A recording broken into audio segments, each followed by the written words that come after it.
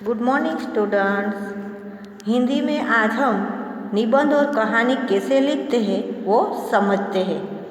निबंध और कहानी क्या क्या है वो भी मैं आपको समझाती हूँ। पहले है हिंदी निबंध लेखन। तो उसमें क्या है, तो बच्चों निबंध लेखन एक कला है। आपको निबंध बिना अभ्यास के भी आ सकता है। जो बच्चों को अपने आप लिखना आ गया है उसे निबंध भी अपने आप सुगमता से लिखना आ जाता है। सुगमता से यानी अच्छी तरह से सुंदर तरीके से लिखना आ जाता है। जिसको पढ़ना लिखना आ गया है हिंदी में, आपने तो पहले सीख ही लिया है, सारी मात्राएं सीख ली, 12 खड़ी सीख ली है, स्वर व्यंजन सब सीख लिए है, तो आपको अच्छी तरह से पढ़ना आ गया है, तो अपने आप लिखना भी आ गया है। और जो बच्चों को अच्छी तरह से लिखना आता है यानी सुगमता से, वो निबंध भी बहुत सुंदर तरीके से लिख सकते हैं। अतः इनका अभ्यास अवश्य कर लेना चाहिए। तो बच्चों, आज मैं आपको निबंध मेरा प्रिय त्योहार के बारे में समझाती हूँ। आज मैं आपको एक निबंध लेती हूँ जो मेरा प्रिय त्योहार, यानी सब त्यौहार होते हैं अलग अलग, हमारे भारत देश में कई त्यौहार मनाए जाते हैं, उसमें से एक त्यौहार है होली। होली के बारे में आज हम देखेंगे।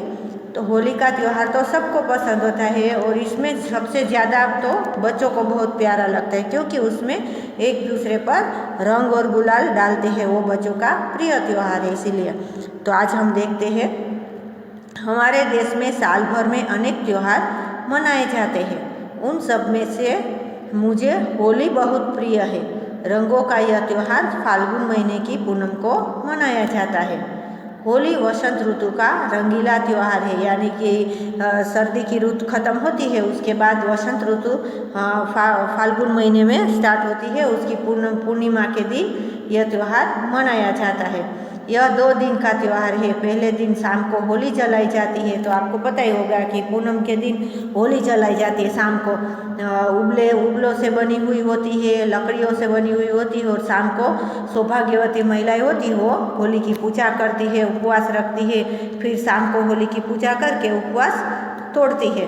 तो ये नए अनाज की बालियाँ होली को अर्पित की जाती है। और जो पाक खेत में हुआ होता है ना, उसमें से जो पाक पहला आया होता है वो भी होली माता को चढ़ाया जाता है भोग के रूप में।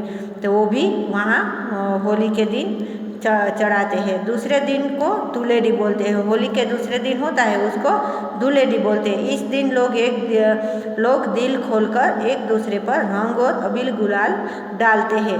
इस अवसर पर लोगों की खुशी देखते ही बनती है। तो बच्चों, इसमें छोटे बड़े सब ये त्यौहार बड़ी खुशी से मनाते हैं और एक दूसरे सारे गम भूल के रंग में मिल जाते हैं। अलग अलग रंग होते हैं, अबीर गुलाल होते हैं, और एक दूसरे पर डालकर होली की खुशी मनाते हैं। इस अवसर पर लोग खुशी देखते ही बनती है। ये त्यौहार ऐसा होता है कि लोग अपने आप खुश होने लगते हैं। होली के रंगों में आपस में लड़ाई झगड़े और भेद मिट जाते हैं। कई बार किसी का झगड़ा हो गया होता है आपस में, पड़ोसियों के बीच में, या किसी के साथ लड़ाई झगड़ा हो गया होता है, कोई भेदभाव हो गया होता है, तो वो धुलेडी के दिन सब मिट जाते हैं और एक दूसरे पर रंग डाल के एक दूसरे को गले लगाकर सब गिले शिकवे मिटा देते हैं। सचमुच होली प्रेम, रंग और मस्ती का अनोखा त्यौहार है। तो बच्चों, इस त्यौहार के जरिए आपको सीखना क्या सीख मिलती है कि हमें किसी के साथ झगड़ा हुआ होता है, अनबन हुई है, या कोई भेद हुआ है, तो इस दिन हमें सारे वो भुला के एक दूसरे के साथ प्रेम से रंग में रंग जाना चाहिए और सारे गिले शिकवे मिटा देने चाहिए। तो बच्चों, निबंध अच्छी तरह समझ में आ गया ना। अब हम देखते हैं कहानी। तो कहानी है वो मैंने ली है कुत्ते की मूर्खता।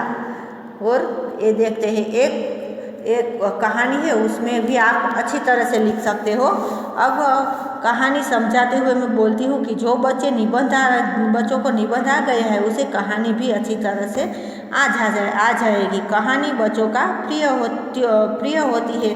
आप कहानी सुन भी सकते हो और सुना भी सकते हो। सुन भी सकते हो यानी क्लास में जो आपकी टीचर होती है वो आपको